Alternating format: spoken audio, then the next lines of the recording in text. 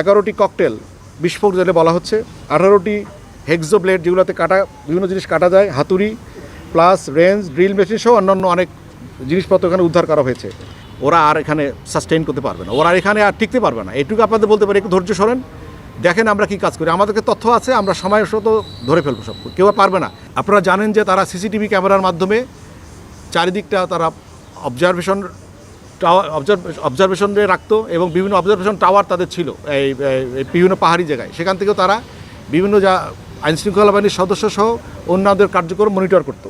সেগুলো আমরা কালকে অলমোস্ট নষ্ট করে দিয়ে আসছি। সেখান থেকে তারা নজরদারি স্থাপন করতো এবং আইনশৃঙ্খলা বাহিনীর গতিবিধি পর্যবেক্ষণের লোকে ব্যবহার করতো। অভিযান পরিচালনা করে হতাহতের কোনো ঘটনা ঘটেনি এবং এখন এই অংশ আমাদের পুরোটা নিয়ন্ত্রণে রয়েছে।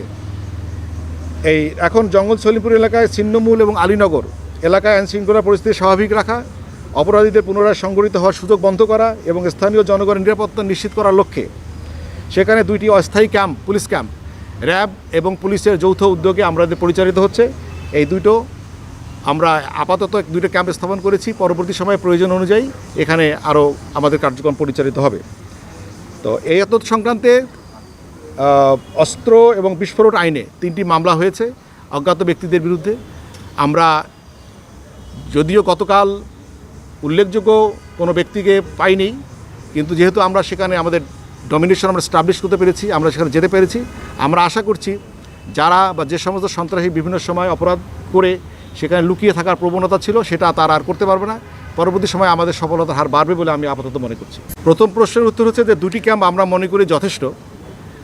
যে কারণ বেশি ক্যাম্প স্থাপন করলে যে এখানের কমান্ড কন্ট্রোল নেওয়া যাবে তা না। আমরা রেগুলার ওখানে অভিযান পরিচালনা করব, আমাদের রেগুলার চেকপোস্ট করব, আমাদের টহল টিমগুলো যাবে, লোকেদের সঙ্গে যোগাযোগ থাকবে। সুতরাং আমি মনে করি এটা যথেষ্ট, এবং প্রয়োজন হলে আমরা বাড়িয়ে দেবো আরও। আর এখানে যাওয়ার জন্য কমিউনিকেশন তো খারাপ অবস্থায় আছে।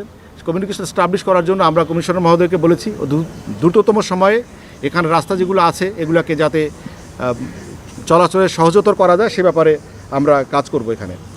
আর পরের প্রশ্নটা ছিল যেন যারা আমরা প্রথমে বলেছি যে এগুলো কিছু কিছু সুবিধাভোগী মানুষ যারা ল্যান্ড গ্র্যাবার্স, যাদের অবৈধভাবে এখানে অনেকের সম্পত্তি রয়েছে, তারা বিভিন্নভাবে তাদেরকে সহায়তা করে। এগুলোর ব্যাপারে জেলা প্রশাসন ব্যবস্থা নেবে, কারণ ওনাদের কাছে এই আইনি কিছু রীতিমালা সেখানে রয়েছে। আমরা খুব সুস্থিরভাবে কাজটা করতে চাই, যাতে সবাইকে নিয়ে করতে চাই। যারা অধিবাসী যারা রয়েছে বিভিন্নভাবে যারা সেখানে রয়েছে তাদেরকে পুনর্বাসন বিষয়গুলো হয়তো বিবেচনায় নেবেন তারা। সরকারের কিছু দৃষ্টিভঙ্গির বিষয় আছে, আশা করি ব্যাপারে সরকার কিছু প্রয়োজনীয় সিদ্ধান্ত নেবেন এবং কমিশনার মহোদয় তার বক্তব্য হয়তো বিষয়গুলো বলতে পারেন।